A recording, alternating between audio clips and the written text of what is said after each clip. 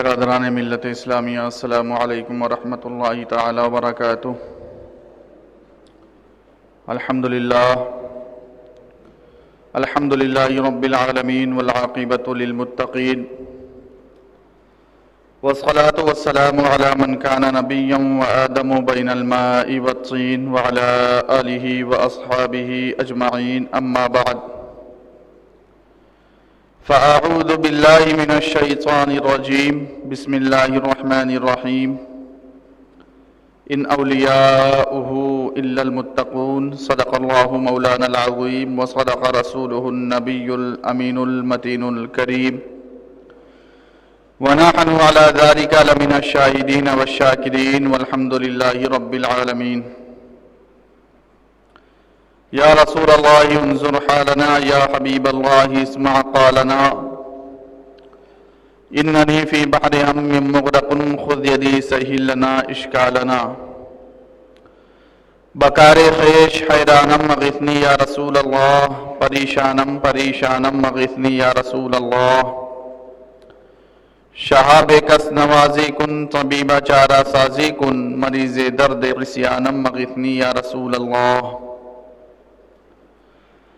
امداد کن از بند غم آزاد کن، در دین و دنیا شاد کن، یا غوث اعظم دستگیر۔ غوث اعظم بمن بے سر و ساما مدد، قبلہ دی مدد، کعبہ ایما مدد، قادریم نعرہ یا غوث اعظم می زنم، دم ز شیخ احمد رضا خان قطب عالم می زنم۔ لحد میں عشق رخ شہ کا داغ لے کے چلے، لحد میں عشق رخ شہ کا داغ لے کے چلے، اندھیری رات سنی تھی چراغ لے کے چلے۔ جنا بنے گی محبان چار یار کی قبر،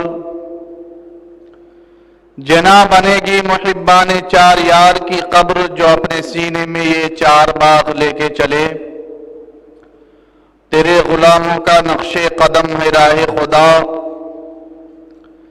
تیرے غلاموں کا نقش قدم ہے راہ خدا، وہ کیا بہک سکے جو یہ سراغ لے کے چلے۔ رضا کسی سگے طیبہ کے پاؤں بھی چومے، رضا کسی سگے طیبہ کے پاؤں بھی چومے، تم اور آہ کے اتنا دماغ لے کے چلے۔ برادران ملت اسلامیہ، آئیے کچھ عرض و معروض سے پیشتر آقائے نامدار، مدنی تاجدار، دونوں عالم کے مالک و مختار، شہنشاہ ذی وقار جناب محمد رسول اللہ صلی اللہ تعالی علیہ وسلم کی بارگاہ بے کس پناہ میں درود و سلام کا نذران عقیدت پیش کریں اور پڑھیں۔ اللہم صلی علی سیدنا شفیعنا حبیبنا مولانا محمد مبارک وسلم، صلاۃ و سلام علیک یا رسول اللہ صلی اللہ تعالی علیہ وسلم۔ برادران ملت اسلامیہ، کلام بلاغت کی جس آیت کریمہ کی تلاوت کرنے کا شرف حاصل کیا، اس میں رب کائنات فرماتا ہے کہ اللہ کے ولی متقی ہی ہوتے ہیں۔ اور میں آپ کو بتاؤں، سرکار مفتی اعظم ہند رضی اللہ تعالی عنہ ایک عالم باعمل بھی ہیں۔ آپ ایسے عالم ہیں کہ آپ کے فتوے میں مجاہدانہ رنگ نظر آتا تھا۔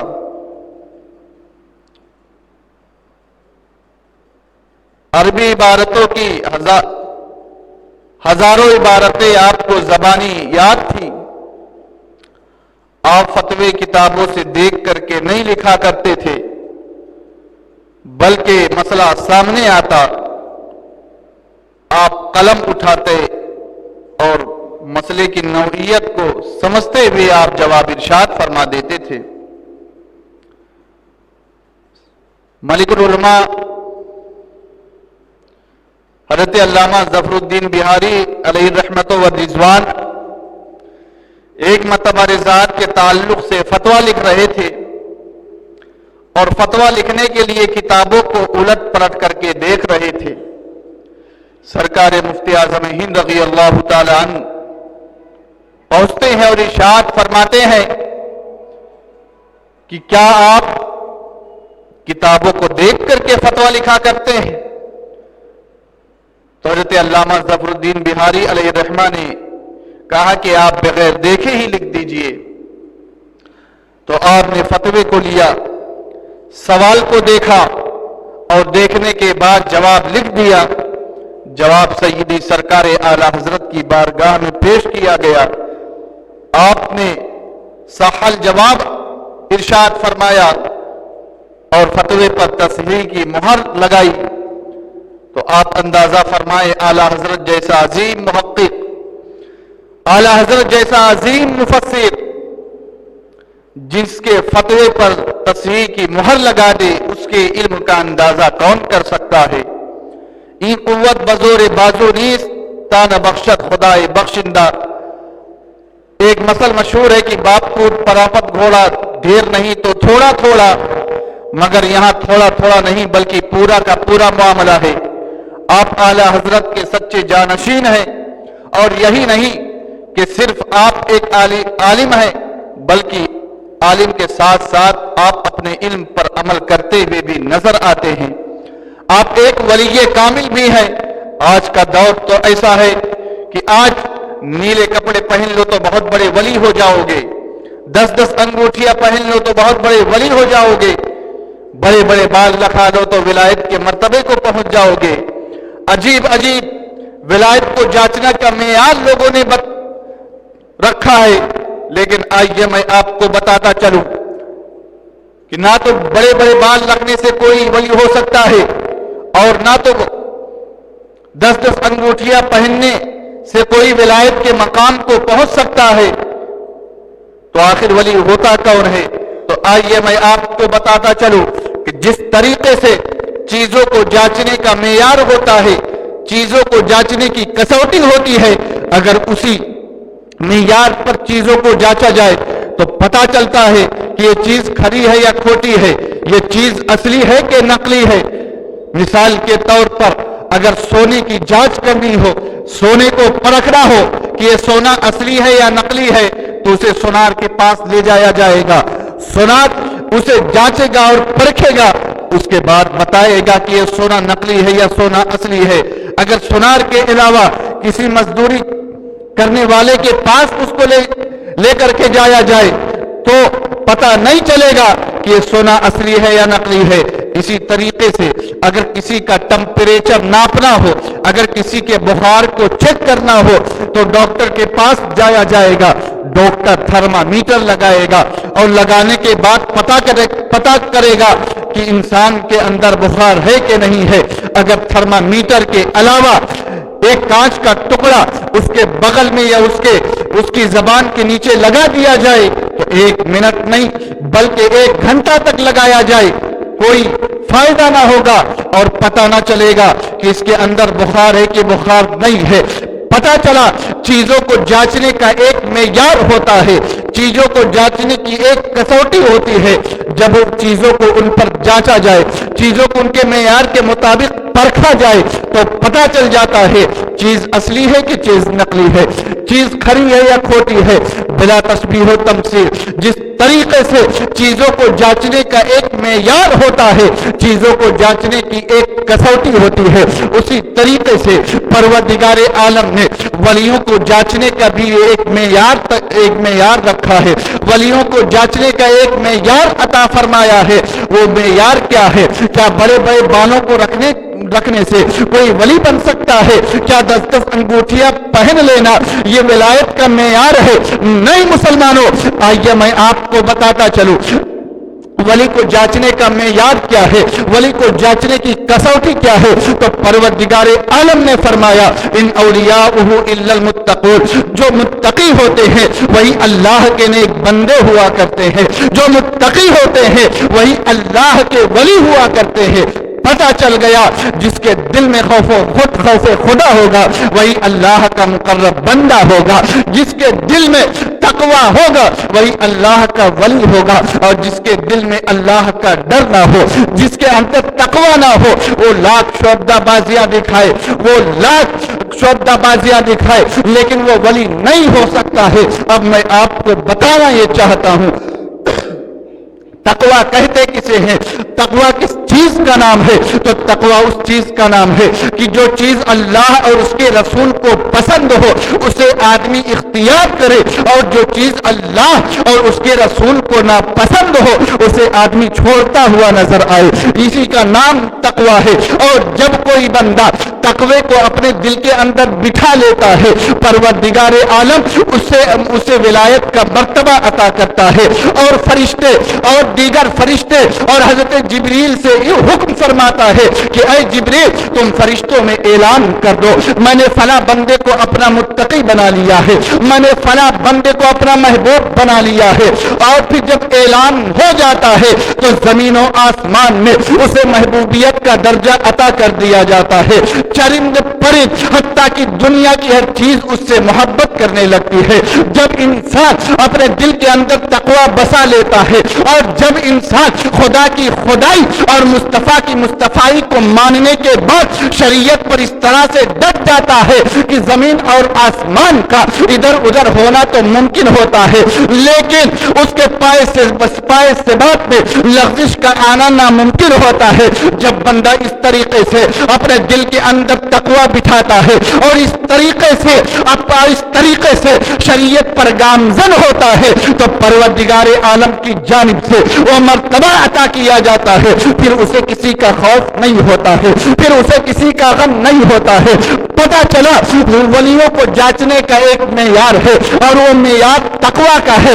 اگر کسی کے دل کے اندر تقوی نہ ہو وہ ولی نہیں ہو سکتا ہے، اور جس کے دل کے اندر تقوی ہو اسی کو اللہ ولایت کا مقام عطا فرماتا ہے، اسی کو اللہ اپنا مقرب بندہ بناتا ہے۔ اور جب ہم اس معیار پر سرکار مفتی اعظم ہند کی جانچ کرتے ہیں تو آپ کے زمانے میں آپ سے بڑھ کر متقی کوئی نظر نہیں آتا ہے۔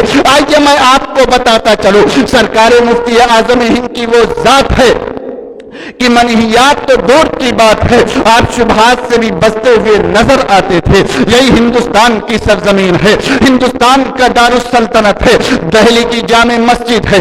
دہلی کے جامع مسجد میں سرکار مفتی اعظم ہند بھی تشریف فرما ہے، اور تنہا نہیں ہے بلکہ سرکار محدث اعظم ہند بھی تشریف فرما ہے۔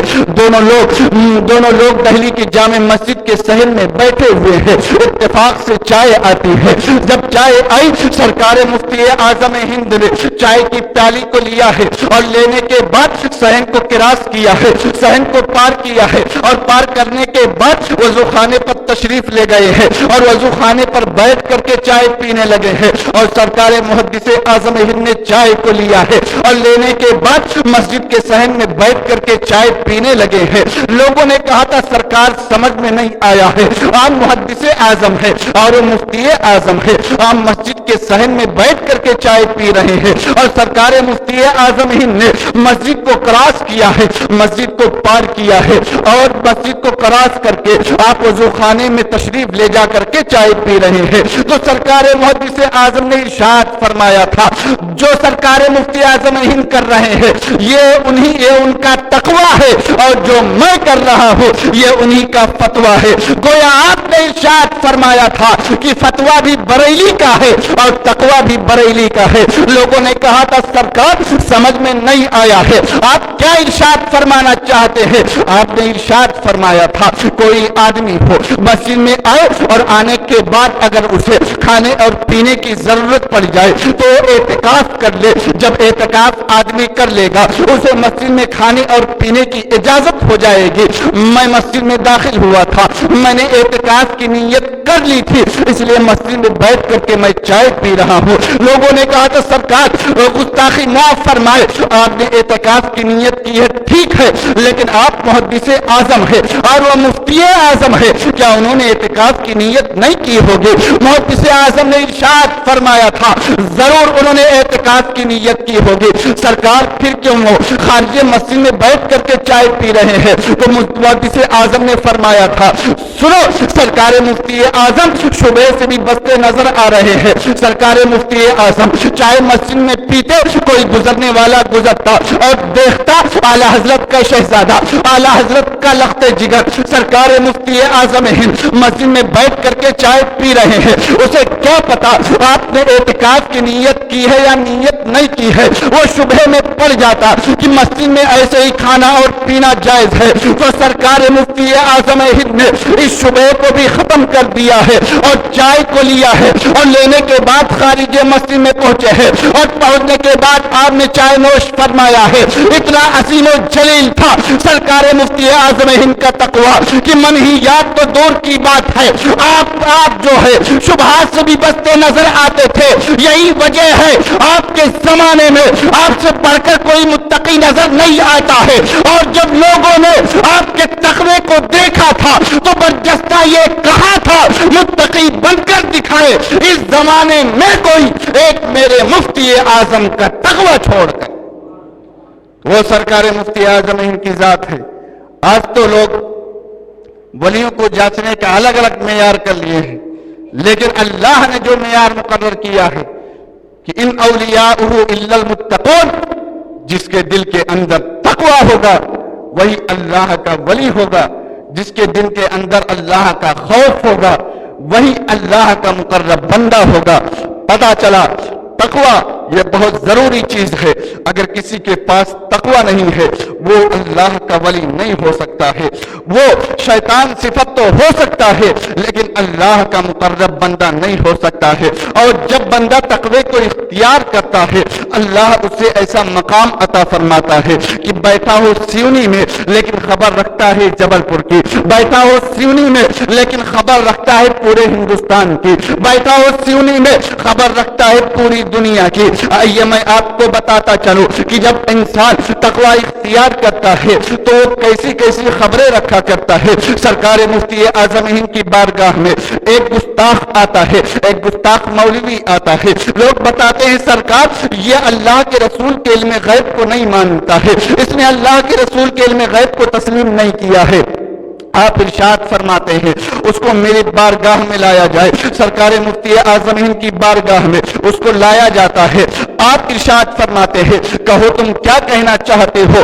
वो गुस्ताख खड़ा होता है और 1.5 घंटे तक अल्लाह के रसूल सल्लल्लाहु अलैहि वसल्लम के इल्म गैब की नफी पर तकरीर करता है। जब वो बैठ जाता है सरकार मुफ्ती आजम हिंद से कहता है क्या आपने मान लिया कि अल्लाह के रसूल को इल्म गैब नहीं था। आप इरशाद फरमाते हैं अल्लाह के रसूल को बिला शुबह गैब का इल्म था। फिर खड़ा होता है, आधे घंटे तक फिर तकरीर करता है, फिर बैठता है, आपसे कहता है क्या आपने मान लिया कि अल्लाह के रसूल को इल्म गैब नहीं था। आप इरशाद फरमाते हैं बिला शुबह अल्लाह के रसूल को गैब का इल्म था।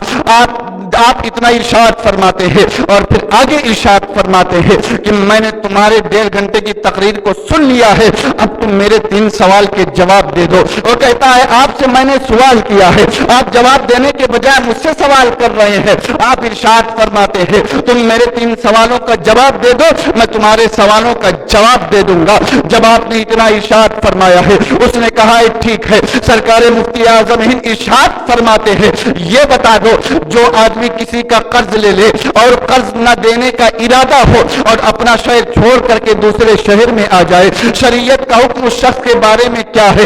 आप आगे इरशाद फरमाते हैं उस शख्स के बारे में शरीयत का क्या कानून है जिसके छोटे छोटे बच्चे हो और वो अपने बच्चों को छोड़ करके दूसरे शहर में आ जाए और उसके बच्चे भीख मांगने पर मजबूर हो। आप इरशाद फरमाते हैं मेरा तीसरा सवाल ये है कि उस शख्स के बारे में शरीयत का क्या कानून है जिसकी बूढ़ी माँ हो और बूढ़ी माँ को औलाद की भी जरूरत हो लेकिन वो अपनी बूढ़ी माँ को छोड़ दे और छोड़ करके दूसरे शहर में आ जाए। इन 3 शख्सों के बारे में शरीयत का क्या हुक्म है, शरीयत उस पर क्या हुक्म लगाती है। जब सरकार मुफ्ती आजम हिंद ने इन 3 सवालात को किया है तो कदमों में गिर गया है और अर्ज किया है सरकार मुझे कलमा पढ़ा लीजिए और अपने गुलामों की लिस्ट में दाखिल फरमा लीजिए। जब उसने कलमा पढ़ लिया था और तौबा करके सरकार मुफ्ती आजम हिंद के गुलामों की लिस्ट में दाखिल हो गया था। लोगों ने कहा था मामला समझ में नहीं आया, تو نے سرکار مفتی اعظم ہند سے سوال کیا تھا، پھر انہوں نے تجھ سے 3 سوال کیا، تو نے جواب دینے کے بجائے سرکار مفتی اعظم ہند کا دامن تھاما ہے، تو نے جواب دینے کے بجائے سرکار مفتی اعظم ہند کے دامن کو کیوں پکڑ لیا ہے؟ تو اس نے برجستہ کہا تھا کہ سرکار مفتی اعظم ہند نے جس شخص کے بارے میں سوال کیا ہے وہ کوئی اور نہیں ہے، وہ میں ہی ہوں، میں ہی اپنے بال بچوں کو چھوڑ کر کے آیا ہوں، میں ہی اپنی بوڑھی ماں کو چھوڑ کر کے آیا ہوں، اور میں نے ہی قرضہ لیا تھا، اور لینے کے بعد اپنے شہر کو میں نے چھوڑ دیا ہے اور چھوڑ کر کے دوسرے شہر میں آ گیا ہوں۔ تو میں یہ کہنا چاہتا ہوں کہ جو مفتی اعظم ہند یہاں پر بیٹھے بیٹھے میرے شہر کی خبر رکھتے ہیں، ان کے مقام و مرتبے کا عالم کیا ہوگا؟ میرے علاوہ کوئی اس بات کو نہیں جانتا تھا جو بریلی کا مصطفیٰ رضا یہاں بیٹھ کر کے دلوں کی خبر گیری کرے، جو بریلی کا مصطفیٰ رضا یہاں بیٹھ کر کے دور کے حالات کو بتا دے، اس کے مقام و مرتبے کا اندازہ کون کر سکتا ہے؟ اور جب بریلی کے مصطفیٰ رضا کے علم کا یہ عالم ہے تو میرے آقا کے علم کا عالم کیا ہوگا؟ وہ سرکار مفتی اعظم ہند کی ذات ہے کہ آپ نے لوگوں کے ایمان اور عقیدے کی حفاظت فرمائی ہے، وہ سرکار مفتی اعظم ہند ہے۔ تو جب تقویٰ کوئی اپنے دل کے اندر بٹھاتا ہے، اللہ اسے بڑا بلند مقام عطا فرماتا ہے۔ آج محرم کی 30 تاریخ ہے، ابھی محرم کا مہینہ ہمارے درمیان سے گزر جائے گا۔ میں آپ کو بتانا یہ چاہتا ہوں، بریلی سے جو پیغام دیا جاتا ہے وہی پیغام دیا جاتا ہے جو کربلا سے پیغام دیا گیا تھا۔ آج ہم پورے مہینے یا حسین یا حسین یا حسین کا نعرہ لگاتے ہیں۔ میں آپ سے پوچھنا چاہتا ہوں کہ صرف یا حسین یا حسین یا حسین کا نعرہ لگانے سے کام چل جائے گا؟ میں آپ سے پوچھنا چاہتا ہوں، یا حسین کا نعرہ لگاؤ برکتیں ملیں گی، لیکن سرکار امام حسین رضی اللہ تعالیٰ عنہ نے کربلا کے میدان میں جو آخری پیغام دیا تھا، کیا ہم اس پیغام پر عمل کرتے ہیں؟ میں آپ سے پوچھنا چاہتا ہوں، سرکار امام حسین نے کربلا کے میدان میں آخری پیغام کیا دیا تھا؟ تو آئیے میں آپ کو بتاتا چلوں۔ ہم اور آپ بھی سجدہ کرتے ہیں، لیکن ہم اور آپ جب سجدہ کرتے ہیں تو سجدہ دو طرح کا ہوتا ہے۔ ہم اور آپ سجدہ کرتے ہیں تو اپنے سر کو سجدے سے اٹھا لیتے ہیں، لیکن میرے آقا امام حسین نے سجدہ کیا ہے تو اپنے سر کو سجدے سے نہیں اٹھایا ہے۔ تو میں آپ سے پوچھنا چاہتا ہوں، سرکار امام حسین نے کربلا کے میدان میں آخری پیغام کیا دیا تھا؟ ہم اور آپ اس مسجد میں سجدہ کرتے ہیں، کچھ لوگ نور انبیاء کی مسجد میں سجدہ کرتے ہیں، کچھ لوگ غریب نواز مسجد میں سجدہ کرتے ہیں، کچھ لوگ غوثیہ مسجد میں سجدہ کرتے ہیں، بمبئی والے بمبئی کی مسجدوں میں سجدہ کرتے ہیں، کلکتہ والے کلکتہ کی مسجدوں میں سجدہ کرتے ہیں، مہاراشٹر والے مہاراشٹر کی مسجدوں میں سجدہ کرتے ہیں، گجرات والے گجرات کی مسجدوں میں سجدہ کرتے ہیں، یو پی والے یو پی کی مسجدوں میں سجدہ کرتے ہیں، اور کچھ خوش قسمت مسلمان وہ ہے جو 7 سمندر پار کر کے مسجد حرام میں سجدہ کرتے ہیں، حتیم کعبہ کے اندر سجدہ کرتے ہیں، میزاب رحمت کے سائے میں سجدہ کرتے ہیں، مقام ابراہیم کے روبرو سجدہ کرتے ہیں، حتیم میں سجدہ کرتے ہیں۔ اور کچھ مسلمان ایسے ہیں، کچھ خوش نصیب مسلمان وہ ہیں جو مکہ مکرمہ حاضری دے کر کے مدینہ منورہ جاتے ہیں اور جانے کے بعد مسجد نبوی میں سجدہ کرتے ہیں، مسجد نبوی کے محراب کے اندر سجدہ کرتے ہیں، مسجد نبوی کے منبر کے سامنے سجدہ کرتے ہیں، ستون عائشہ کے سائے میں سجدہ کرتے ہیں، استون حنانہ کے سائے میں سجدہ کرتے ہیں، فرشی فرش پر سجدہ کرتے ہیں، عرشی عرش پر سجدہ کرتے ہیں۔ لیکن میرے آقا امام حسین نے کربلا کے میدان میں جو سجدہ کیا تھا اس سجدے کا جواب کہا ہے؟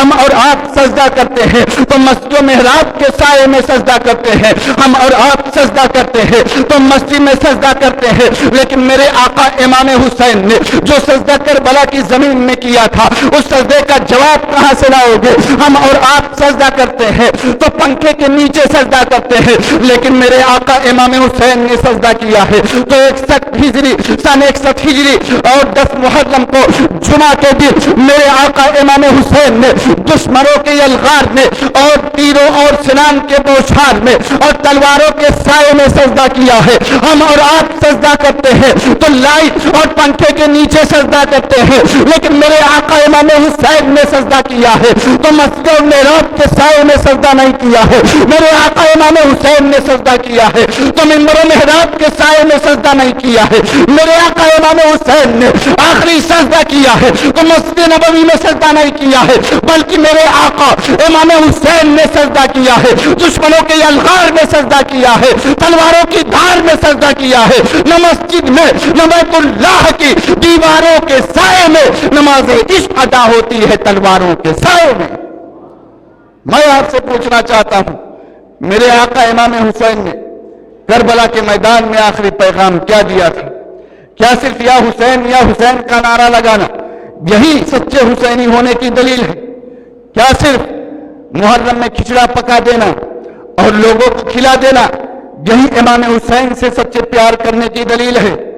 میں آپ کو بتاؤں، امام حسین کے نام پر کھچڑا پکاؤ اور کھلاؤ ثواب ہے، امام حسین کے نام پر سبیل لگاؤ اور لوگوں کو پانی پلاؤ ثواب کا کام ہے۔ جس محلے میں لوگوں کو پانی پلایا جاتا ہے اس محلے کو حسینی محلہ کہا جاتا ہے، تو لوگوں کو شربتیں پلاؤ، کوئی تمہارے محلے سے پیاسا نہ جائے، یہ ثواب کا کام ہے۔ لیکن جب ذرا اپنے دل پر ہاتھ رکھ کر کے سوچو، کیا میرے آقا امام حسین نے اپنی جان کی قربانی کو پیش کیا تھا؟ کیا میرے آقا امام حسین نے اپنے اہل و عیال کی قربانی کو پیش کیا تھا؟ تو اس لیے کیا تھا ہم عاشورے کی رات پورے شہر کا بھرمر کریں، ہم عاشورے کی رات گلی گلی چکر لگائیں، ہم عاشورے کی رات حدود شرعیہ کو پامال کریں، ہم عاشورے کی رات شریعت کے مطابق کام نہ کریں بلکہ شریعت کے خلاف کام کریں۔ ذرا اپنے دل پر ہاتھ رکھ کر کے بتاؤ، میرے آقا امام حسین نے آخری پیغام کیا دیا تھا؟ آپ اٹھا کر کے دیکھو تو آپ کو معلوم ہوگا۔ آج ہمارا تو عالم یہ ہے، عاشورے کی رات ہم سے نماز ادا نہیں ہوتی ہے، عاشورے کی رات ہم سے عشاء کی نماز نہیں ادا ہو پاتی ہے، لیکن اور دیکھو کربلا کی تاریخ اٹھا کر کے دیکھو، عاشورے کی رات ہے، میرے آقا امام حسین اہل بیت کے خیمے میں تشریف فرما ہے، نہ تو مغرب کی نماز قضا ہو رہی ہے، نہ تو عشاء کی نماز قضا ہو رہی ہے، نہ تو فجر کی نماز قضا ہو رہی ہے۔ میرے آقا امام حسین کے خیمے سے قرآن مقدس کی تلاوت کی آواز آ رہی ہے۔ آج ہم حسینیت کا دعویٰ کرتے ہیں، لیکن کیا ہم نے عاشورے کی رات سرکار امام حسین نے جو کربلا کے میدان میں آخری پیغام دیا تھا اس پیغام پر ہم نے عمل کیا ہے؟ کیا عاشورے کی رات ہم عشاء کی نماز پڑھتے ہیں؟ کیا عاشورے کی رات ہم مغرب کی نماز پڑھتے ہیں؟ کیا عاشورے کی رات ہم فجر کی نماز پڑھتے ہیں؟ آج ہمارا تو حال یہ ہے، ہم عاشورے کی رات گلی گلی چکر لگاتے ہیں، ہم عاشورے کی رات نگر نگر اور ڈگر ڈگر پھرتے ہیں۔ مسلمانوں، اس لیے میرے آقا امام حسین نے اپنے اہل و عیال اور اپنے جان کی قربانی کو پیش نہیں کیا تھا کہ تم امام حسین کے نام پر حدود شرعیہ کو پامال کرو، تم امام حسین کے نام پر شریعت کے خلاف کام کرو، تم امام حسین کے نام پر تماشا کرو اور سنیت کو بدنام کرو۔ نہیں، بلکہ میرے آقا امام حسین نے کربلا کے میدان میں آخری پیغام کیا دیا ہے؟ تو آئیے میں آپ کو بتاتا چلو، سرکار امام حسین نے کربلا کے میدان میں آخری پیغام یہ دیا ہے۔ آپ نے اپنے سر کو کٹایا ہے، لیکن سر کو کٹایا ہے تو سجدے کی حالت میں کٹایا ہے۔ آپ نے امت مسلمہ کو پیغام دیا تھا، اے میرے نانا جان کے کلمہ پڑھنے والوں، اے مجھ سے محبت کا دم بھرنے والوں، دیکھو حسین نے سر کو کٹا دیا ہے لیکن سجدے کے تقدس کو بچا لیا ہے۔ حسین نے سر کو کٹا دیا ہے لیکن نماز کی حفاظت کی ہے۔ حسین نے سر کو کٹا دیا ہے لیکن نماز قضا نہیں ہونے دی ہے۔ تو اے میرے نانا جان کا کلمہ پڑھنے والوں، اے مجھ سے محبت کا دم بھرنے والوں، حسین کا یہ پیغام تم زندگی بھر یاد رکھنا، سر کٹ جائے تو کٹ جائے لیکن تم سے نماز قضا نہ ہونے پائے، تم کبھی نمازوں کو قضا نہ کرنا، تم کبھی نمازوں کو چھوڑنا نہیں۔ تو میرے آقا امام حسین نے کربلا کے میدان میں جو آخری پیغام دیا تھا وہ پیغام یہ تھا کہ مسلمانوں نماز کی حفاظت کی جائے، مسلمانوں نماز کی پابندی کی جائے۔ آج کتنے مسلمان ہیں جو اپنے آپ کو حسینی کہتے ہیں، آج کتنے لوگ ہیں جو اپنے آپ کو امام حسین سے محبت کرنے والا کہتے ہیں، لیکن کیا وہ نمازیں پڑھتے ہیں؟ کیا وہ نمازوں کی پابندیاں کرتے ہیں؟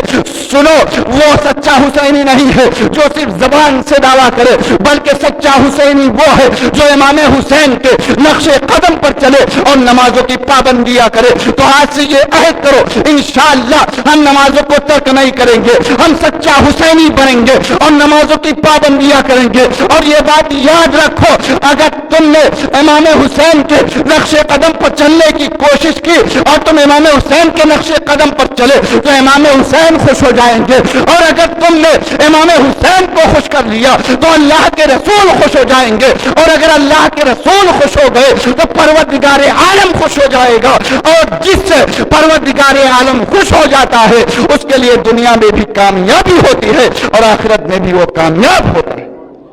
تو سچا حسینی وہی ہے جو امام حسین کے نقش قدم پر چلنے کی کوشش کرے۔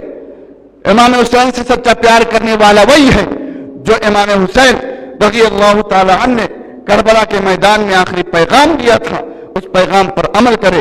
مسلمانوں سچے حسینی بنو، نمازوں کی پابندیاں کرو، امام حسین کے نام پر شریعت کے حدود کو پامال نہ کرو، امام حسین کے نام پر گناہوں کے اڈے کو آباد نہ کرو۔ پروردگار عالم کی بارگاہ میں دعا ہے، پروردگار عالم ہمیں سچا حسینی بننے کی توفیق عطا فرمائے۔ کھڑے ہو جا، سنت ادا کر لیں۔ السلام علیکم۔